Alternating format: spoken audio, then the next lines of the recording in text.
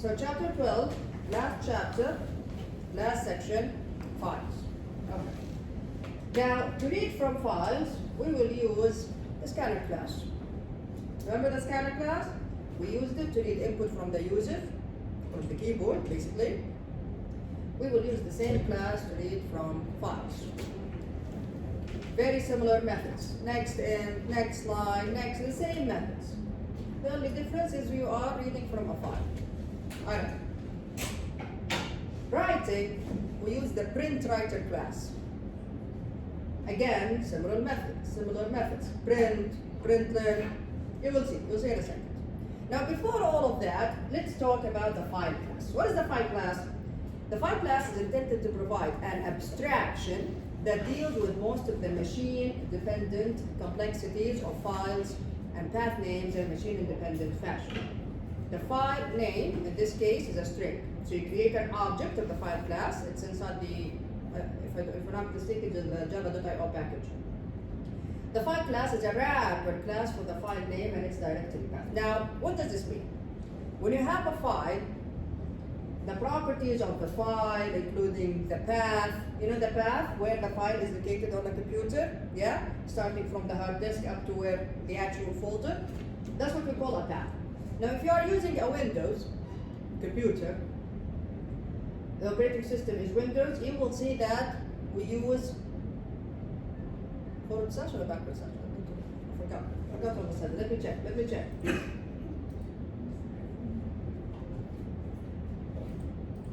me a second.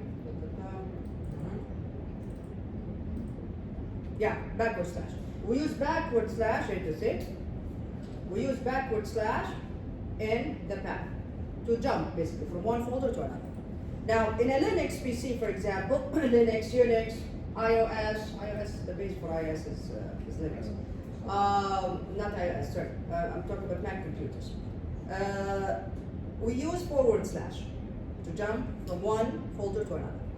Now, when you want to deal with files in your program, you don't need to think about these kind of things. Yeah?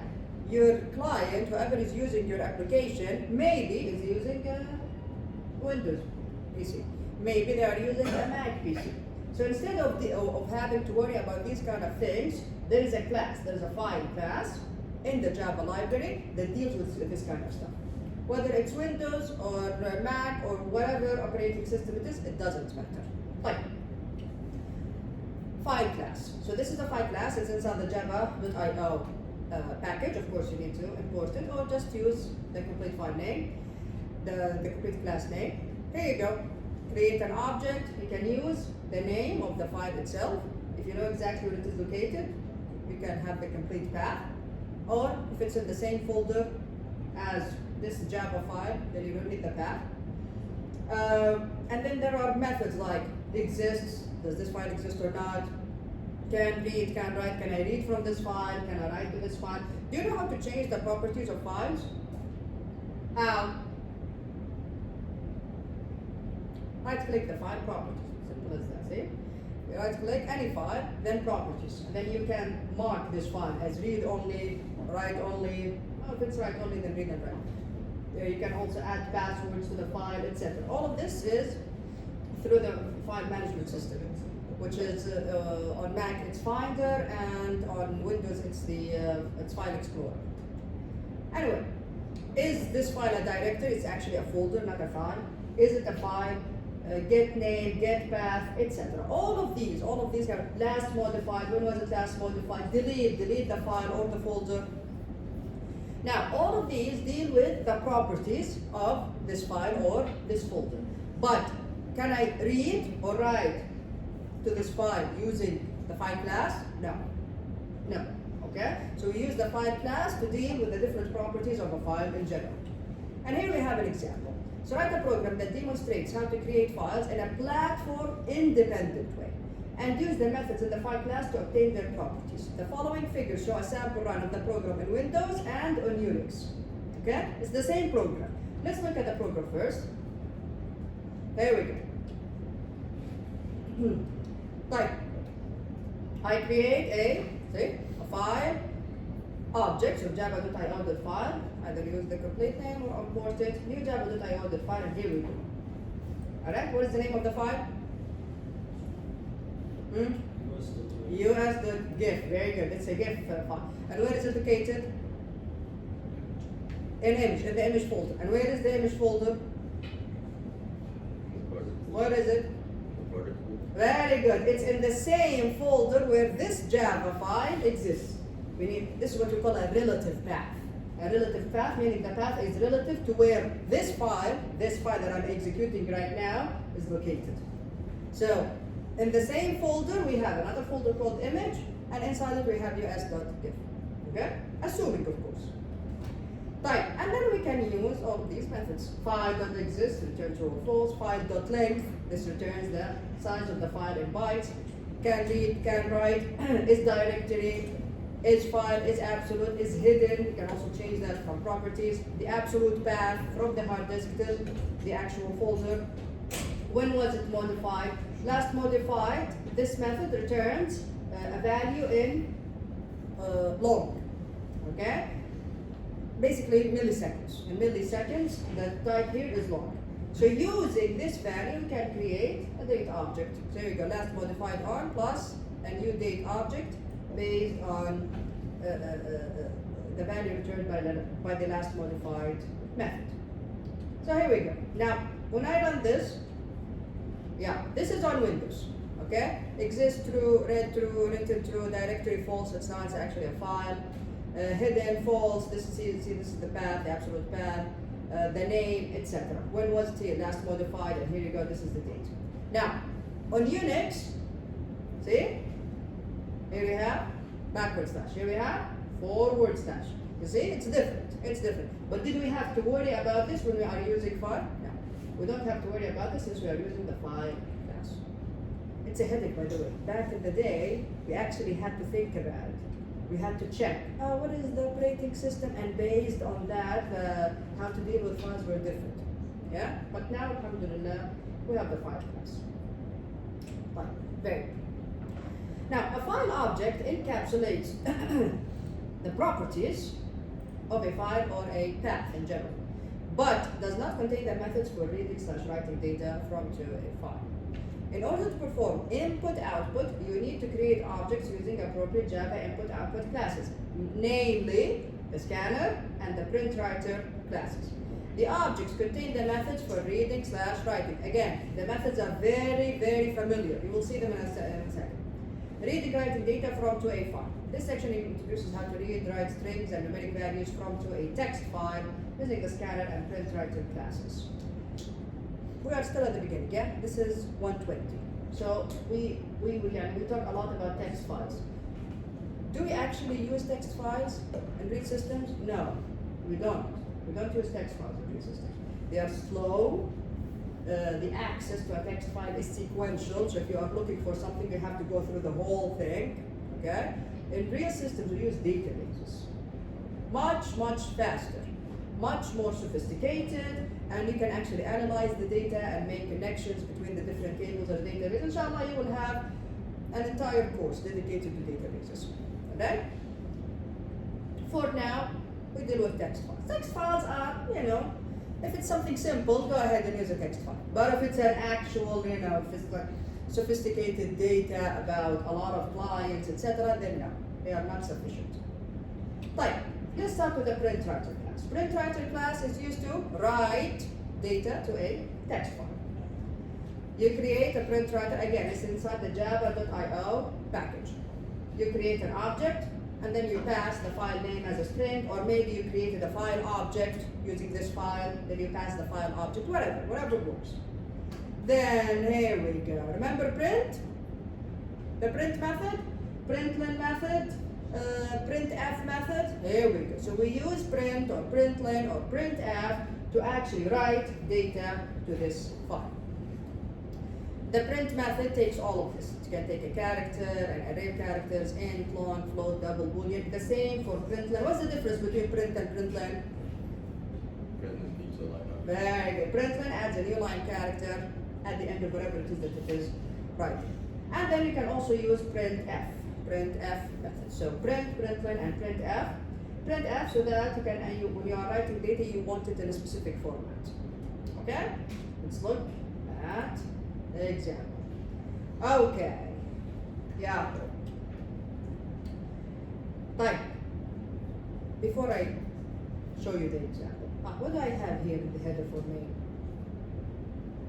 What do I have? Throws me in IO exception. Remember it? Yeah? Why do I have this? Because I created a print writer object. When you create a print writer object, there's a possibility of throwing an input-output exception. Input-output exception, is it checked or unchecked? Checked, of course. It's checked. That's why I am forced to do this. So checked, you have two options here. You either deal with it, try catch and block, or you don't want to deal with it, خلاص. Declare it in the head. Okay? Here we choose to declare it in the head. Listen, if there is a possibility that this may happen, deal with it. Don't let your program crash. Here, there is no possibility because we know that the file is there. The file exists. So inshallah, we will not see this error. Okay? But if there is a possibility, maybe you don't know the file, maybe you are asking the user method for the name of the file. How do you know the file exists or not? Right? So in that case, go ahead and deal with the exception. Try catching up. Don't just be lazy like this, like the author here. The author is being lazy. Type. So throw java.io input output exception. Type. Here, we are, what are we doing? Yes, we are writing to the file. Now you know from the days of Python, if I open the file and I write to it straight away, if there is data in there, what will happen to that data? Erase. Very good, very good. So let's just make sure that the file does not exist. So here we go. This is the file, scores. If file does exist, counts. File already exists, exit the system. Okay? System.exit always shuts down the program. Otherwise, go ahead and create, here we go, java.io. Again, you can either import it or use the full name. Java.io.printWriter, we call it output. See, for the scanner, we call it input. PrintWriter, output. A new java.io.printer, and then what did we do? We used the file object that has the file name. You can use the file name straight away. The constructor accepts both. We have more than one constructor in the PrintWriter class. Type. Yeah. Output.print. There we go. So starting from the beginning of the file, yeah, print all of this, write all of this. New line or no new line? No new line. Type. Output.println. Okay, so right next to this, we will write 90. So it's going to be John T. Perez 90. Then a new line because of println. Type. Now in the new line, Jamal K. Johnson, then 85, and then a new one. Done? Excellent. Again, this is a very simple example.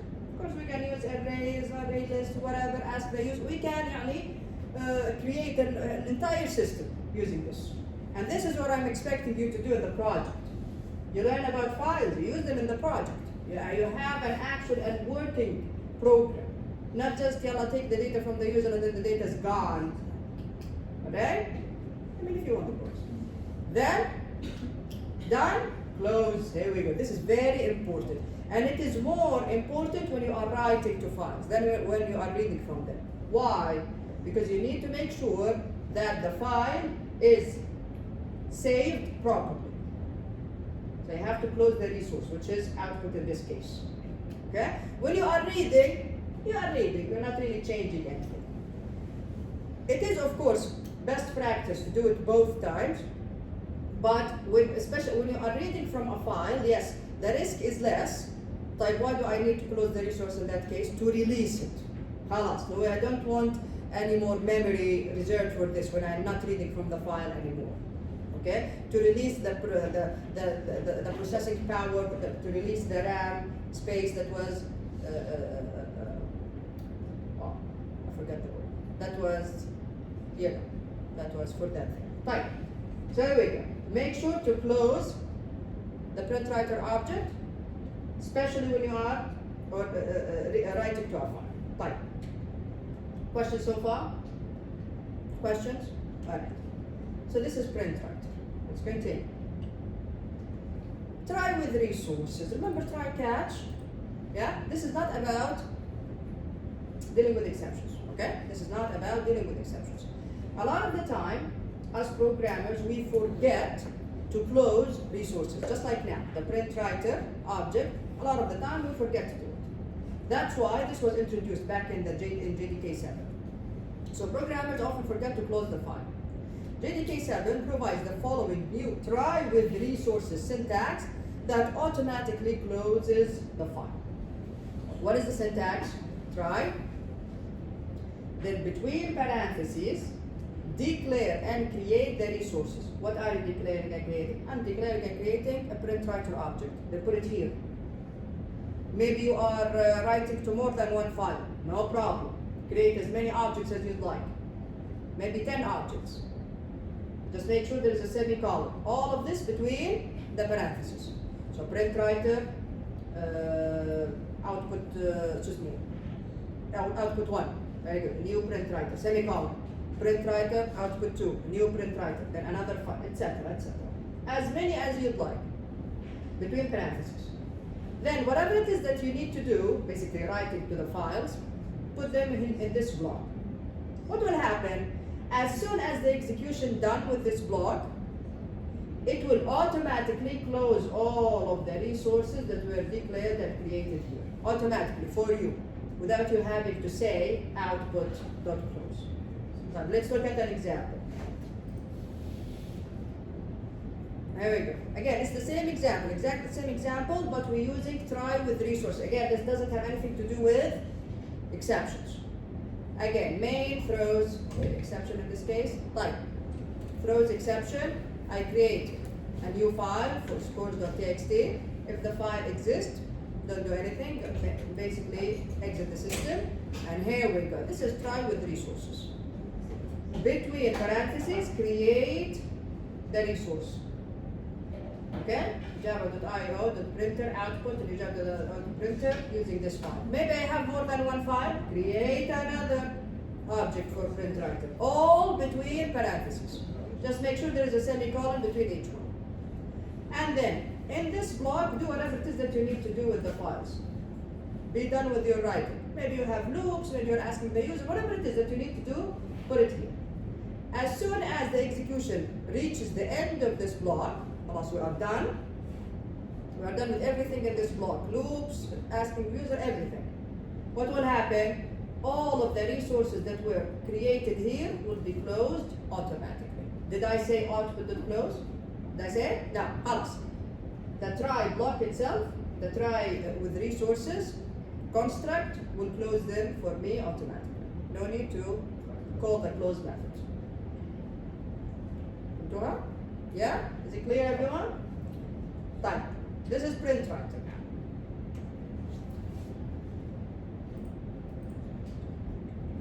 Reading is easier because, of course, we are used to the scanner class. There we go. Scanner class.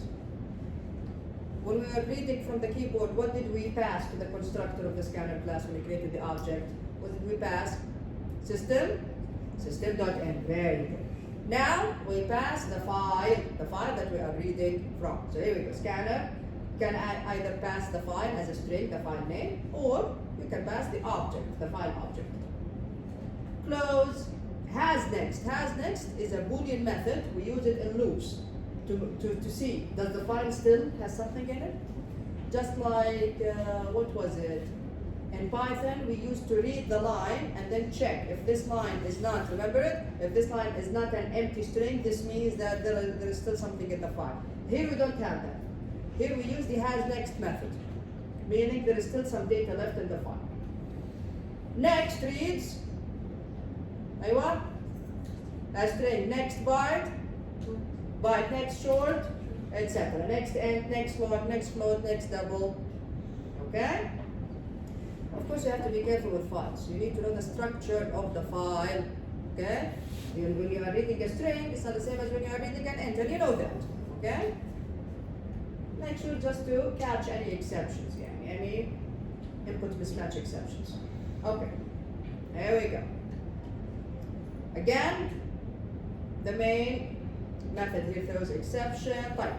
I created the file score.txt, and then I created a scanner object. What did I pass? The file. Meaning, I'm going to read from this file. Yeah, look at this. What am I doing? Yeah, you see when we wrote this, see, I wrote the first name, then middle initial, then last name, then after it, there's a number. Yeah? Fine. This is in every line. But let's see now when we are reading it, since we know the structure of the file. While input.has next, meaning there's still something in the file. We read the first name first. So dot next, we'll read the first name. So it will read John first. Right? We'll stop here. Then MI, middle initial. Dot next. It will read, here we go, T and dot. Then it will stop. Then last name, input dot next. There we go. It will read Perez. Then it will stop. And then score, it's int, input dot next int, it will read the int value, which is 90 in this case. How do we know this? Because we know the structure of the file. We know the structure of the file. We cannot work with files if we don't know the structure. Of course, yeah, obviously. Like, this will continue until no more data is left in the file. What are we doing? We're just printing them. Okay, first name, middle initial, last name, and score. When you're done, input.close. Or you can put the whole thing in a try with resources block and it will close it for you. Automatic. Closing the resource, reading or writing, doesn't matter. Yeah, you can use try with resources block. Questions? Questions? Very similar to using keyboards, yeah? But we are just using a file. Very good. So this is using the scanner class. Alright, make sure to study those examples. Write a class name replace text that replaces a string in a text file with a new string. Make sure to study these examples. Here, it shows you how to do it on the command line. It doesn't matter. You're doing it on the command line, doesn't matter. It's just the code itself matters. Okay? We also have another example. Okay, before that example, reading data from the web. Now, just like you can read data from a file on your computer, you can also read data from a file on the web. Inshallah, you will learn a lot about this in networking and what else? Web applications. Okay? So we are basically here. See? This is the client side. Okay? We access the internet using a browser, Chrome, Safari, etc., or using a program. Yeah, because if the program has access to the internet, then we are accessing the internet that way. Maybe it's an app on your phone or an actual application on your computer. Type. Now, the internet is huge, a lot of computers connected together. Part of the internet is basically servers. Okay? These servers, from the name, they serve the clients. How do they serve the clients? They serve the clients by having access to local files. So for example, you open a website and just say, I don't know, a store, an online store. That online store has a server named a web server. What does it do?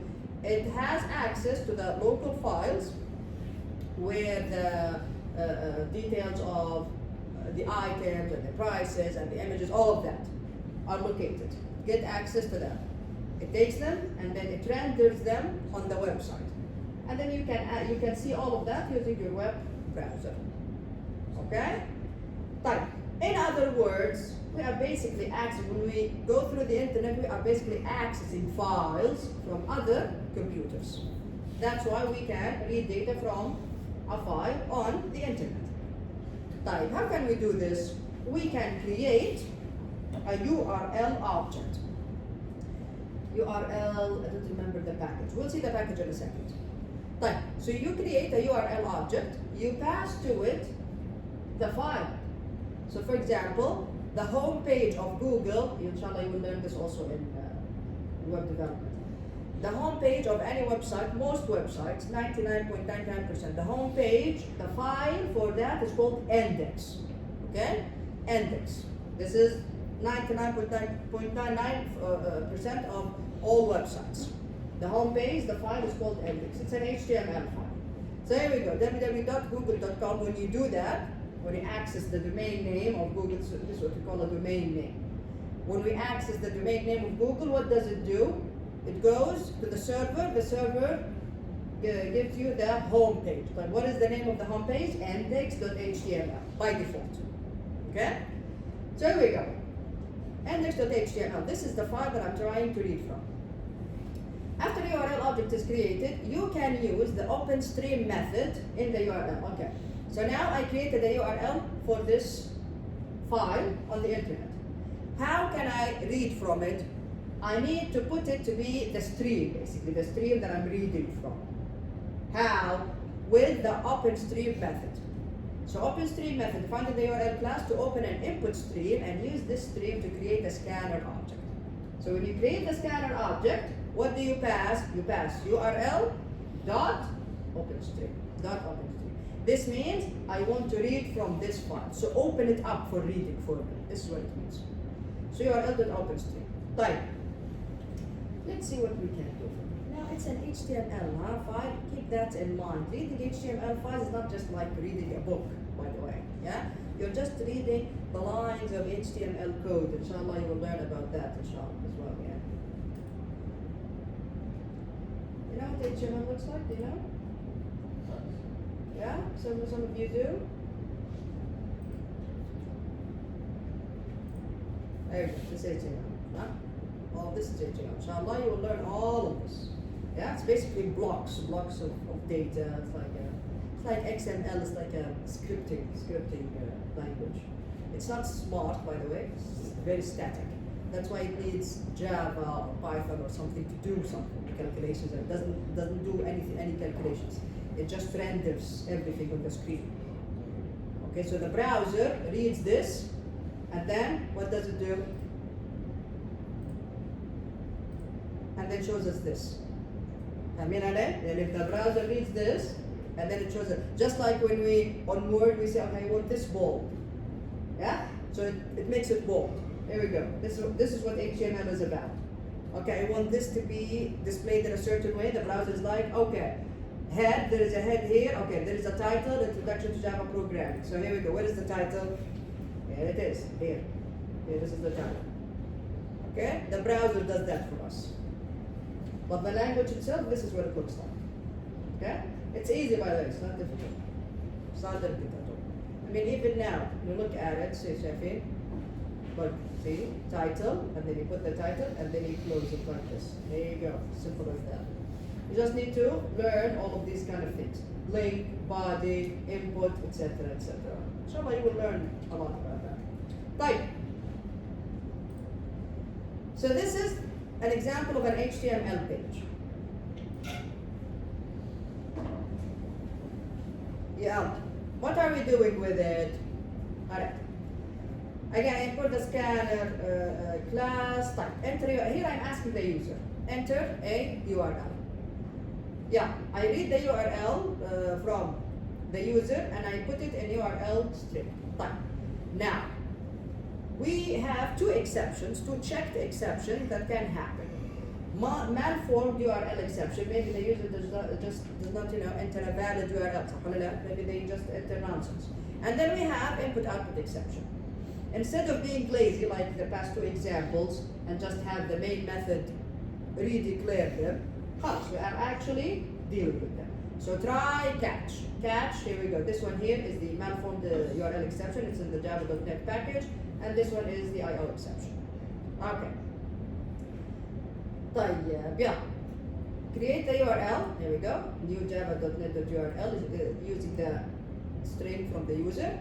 What are we doing? We are counting the characters. Counting how many characters. Again, it's not very helpful, but we are counting how many characters are in this HTML page. Int count is 0. Yeah. Create the scanner object and then say URL.OpenStream to start reading from this HTML page. As simple as this. Yeah. While input.hasNext, this means we still have something in the file. Read the next line, input.next line, and then line.length. This will tell us how many characters are in this line, add them to count. This way we are counting all of the characters, one line at a time. add them all together, you have all of the characters. Okay? فاهمينها يا تحف؟ فاهمينها؟ Okay? Read the 9. Line.length will return how many characters is in this line.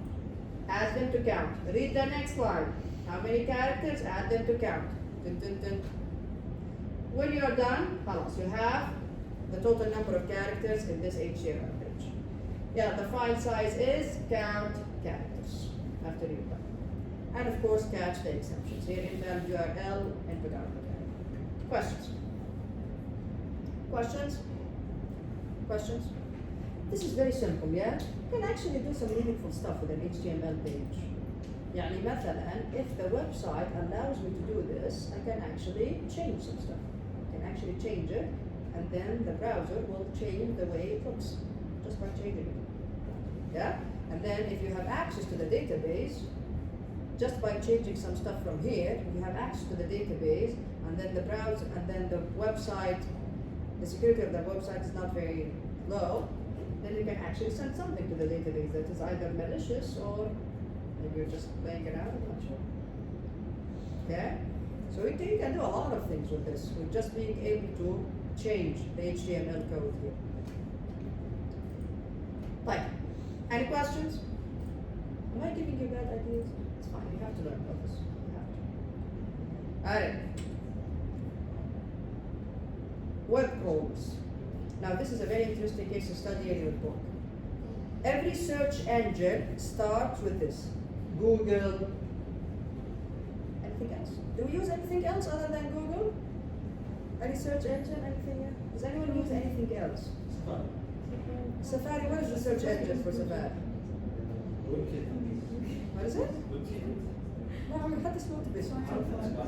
Yeah, I know that the web. I'm not talking about the browsers. I'm talking about the search engine. Is Google? Huh? There's a Yahoo. Yeah, well, wasn't that dead like years ago? It is dead, but for some reason my laptop keeps switching back to Yeah, I know that. I know that. What was the other one? Bing. Huh? Bing. Yeah, that was the one from Microsoft. They're trying so hard and they are failing miserably. Right. So this case study develops a program that travels, here we go, this is where the name comes from, that travels the web by following hyperlinks. So basically this is how search engine work. At least, يعني, if we are taking everything, يعني, if we are starting from very base on which these search engines are built on, it's basically this. You are starting from one URL and then jumping from one URL to another. Web crawling. The program follows the URLs to traverse the web. To avoid that each URL is traversed only once, the program maintains two lists of URLs. One list stores the URLs pending for traversing, and the other stores the URLs that have already been traversed. Okay? And then you have this algorithm. It's not easy, but it's very interesting, so that you can have like an idea of how this was first implemented. So make sure to look at this web crawler. That's it for chapter 12. Questions? Questions? Any questions? Very well. طيب يا جماعة. الأسبوع الجاي إيش عندنا؟ Yeah, the quiz. Okay, I forgot about the quiz. The quiz inshallah is on Tuesday. Yeah, I did not put the announcement yet because I did not create the questions, so I didn't decide the chapters yet.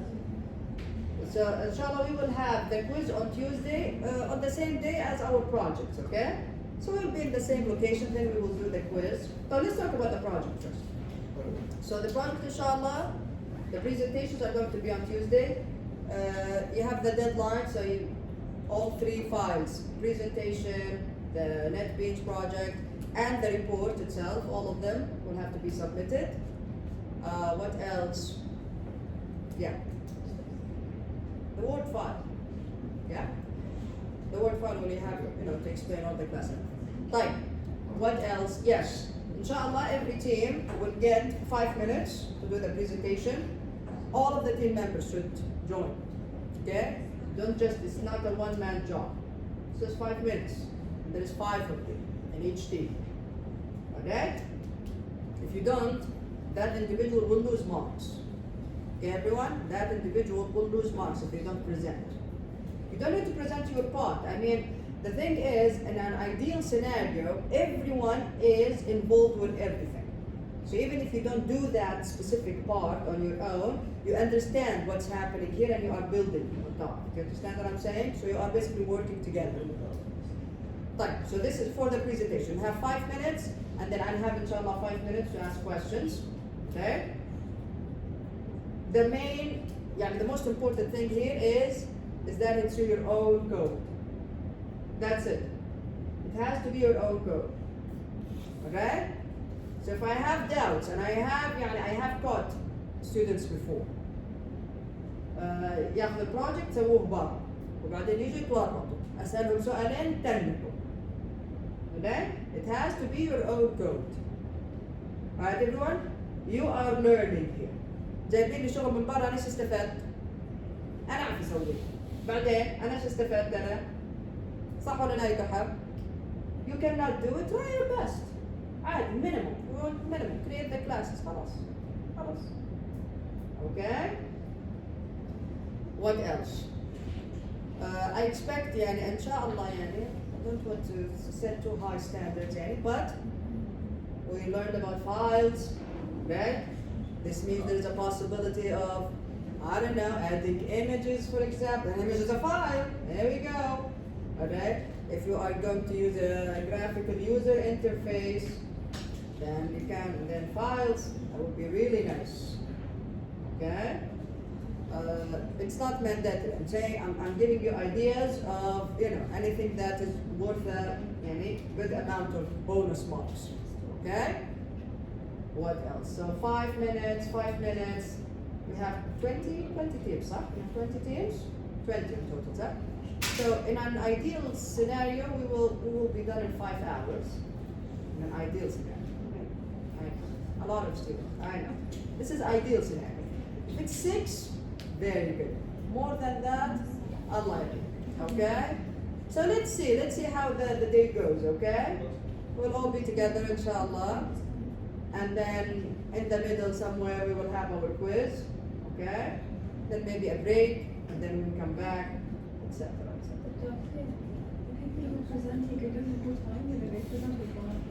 انت اخر واحد. اوكي؟ يلا مين كمان عند سؤال؟ مين يبغى يسأل كمان؟ Everyone deserves an audience. تخيلي مثلا تقعدي ما في احد فاضي الدنيا. انت تفضل عشان كذا تقول وين نعمل صار فرنسية معي. واو.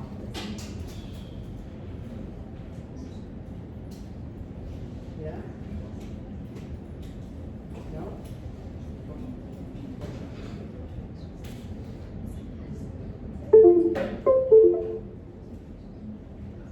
Okay. Yeah. Go ahead. Will we all present on the same day? Yeah. We don't have any other days. كل يوم ثلاث. Remember the announcement? What's wrong here? I have a static screen in front of me, remember? With old TVs. So it's fine here. Okay. What else? The quiz inshallah. Okay, so I already booked a room. It's a big room in the medicine building. And then I'll post an announcement about the quiz. For the midterm exams, inshallah, I will release the grades after the makeup exam. So the makeup exam, you know about Ramadan. So the makeup exam is going to be inshallah next week for some students, of course. So after that, inshallah, I'll try my best straight after to release the grades for midterm too. Okay? And then inshallah, after the project, I will release the grades out of 70. Inshallah, so that you know your grades out of 70 before you come to the final exam. Get them. Who was asking? Someone was like, was it your brother? Where can you say? Yeah, go ahead. كيف يعني؟ نشرح فيه الكود تشرح فكرة ايش السيستم حقي بيسوي، كيف سويتوا الكلاسز بشكل عام يعني كذا. Yeah. It's 5 minutes. It's 5 minutes, okay? You don't need to use PowerPoint, yeah. But if you're going to use something else, just let me know. Okay, so that I make Moodle accept it. Because Moodle right now only accepts PDF files, and so PDF and PowerPoint files, and of course the compressed files. Okay, .rar, .zip. So if you are going to use something else for the presentation, let me know so that I can also add it to Moodle so that it accepts it. Okay? Yeah. Any other questions? Now we are done with classes. خلاص. Today's class is our last class. Okay? I'll see you all inshallah next Tuesday. Yeah? بإذن الله. Anything from me? Anything? I'm available at least via email. I'm always available via email. If you don't need to see me, always send me an email first. Okay, everyone? Yeah, I'll see you all next week. Sorry.